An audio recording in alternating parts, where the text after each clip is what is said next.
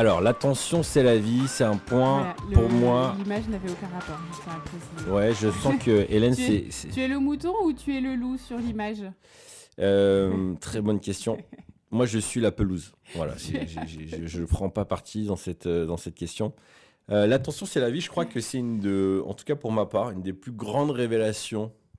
Ouais, je vais être en mode intense, mais vraiment une des plus grandes inspirations que j'ai eues ces 10 dernières années, cette notion de tension et d'accepter que sans tension, on n'avance pas. Notre corps, nos tendons, nos muscles, tout est sous tension.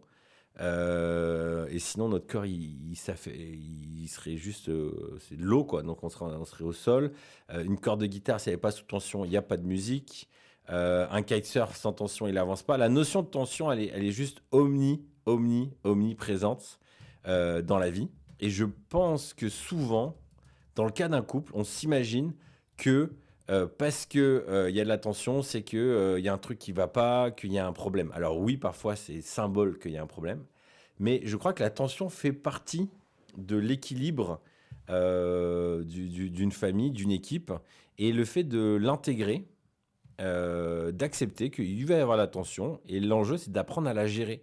Dire là, il y a un petit peu trop de tension de ce côté, on va ajuster, mais pas de dire oh là là, on est une mauvaise équipe, on ne sait pas travailler ensemble, ça va pas, voilà, et de faire un mini psychodrame. L'enjeu, c'est de dire ok, là il y a une tension, comment peut-être on détend, on la rééquilibre.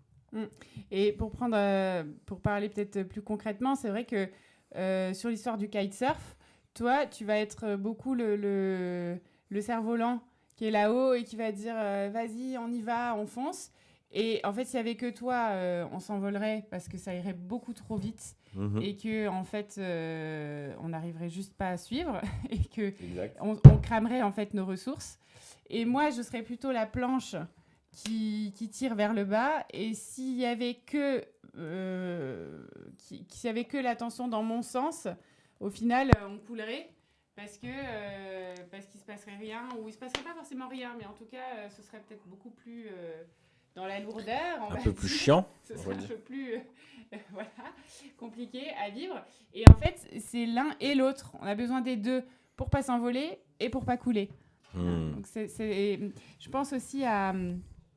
j'ai accueilli dans le bureau, dans le studio des Fabuleuses la semaine dernière, Sandra Fiodo du podcast Les Équilibristes pour une interview pour le prochain MOOC qui arrive à Noël. Et en fait, elle disait l'équilibre, c'est pas un état, mais c'est un mouvement. C'est-à-dire que pour être dans cet équilibre, eh bien, forcément, on va pencher d'un côté, et puis là, on va se dire, peut-être qu'on est parti un peu trop là. Ok, on va rechercher par là. C'est une recherche constante. Et j'aime bien ça dans cette image de l'attention.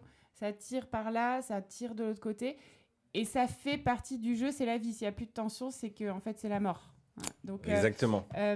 C'est pas le signe que quelque chose ne fonctionne pas dans ton couple, dans ta famille, dans ton entreprise, dans toute autre équipe dans laquelle tu es impliqué. Ça fait partie du jeu. Ça demande peut-être ce réflexe de l'écoute. Ça demande ce réflexe de se rendre compte que l'autre a peut-être quelque chose à dire qui en soi est sa vérité à lui, qui n'est pas forcément la mienne. Mais voilà, je peux l'entendre et je peux entendre que peut-être que c'est pas l'un ou l'autre qui a raison, mais peut-être que les deux ont raison. Et peut-être que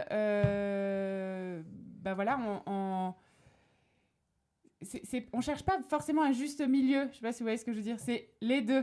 Les deux sont importants. C'est quoi la phrase qu'on est en train de travailler pour mon... Les deux, mon capitaine. Les deux, mon capitaine. Donc en avant-première, j'ai un premier brouillon, un premier draft d'un livre autour de ce sujet-là. Donc c'est un sujet qui me passionne. Et je pense que pour moi, la révélation, pendant longtemps, j'ai voulu enlever la pression en me disant que c'était pas normal qu'il y ait autant de pression jusqu'à que je me rende compte que la tension est juste omniprésente. C'est juste qu'il faut apprendre à la gérer. Et dans le cas d'une équipe, il y a de la tension. Hélène est occupée à... je suis pas très concentrée là. Je suis encore en train d'essayer de régler mon...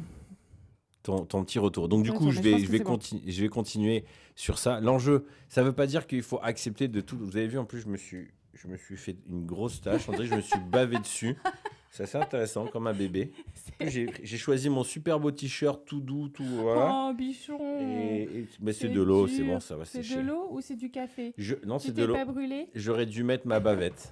Voilà, c'est bon. C'est ce que j'arrête pas de dire à Cassandre en ce D'ailleurs, moment. moi j'ai une Elle a dû question mettre sa bavette hyper en gros. importante. Voilà, pendant que tu es en train de faire tes checks, je profite des fabuleuses.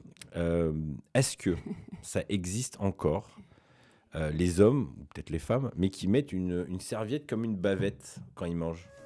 Le fabuleux Dana met un tablier à midi quand il rentre déjeuner avec sa belle chemise du travail. C'est trop mignon.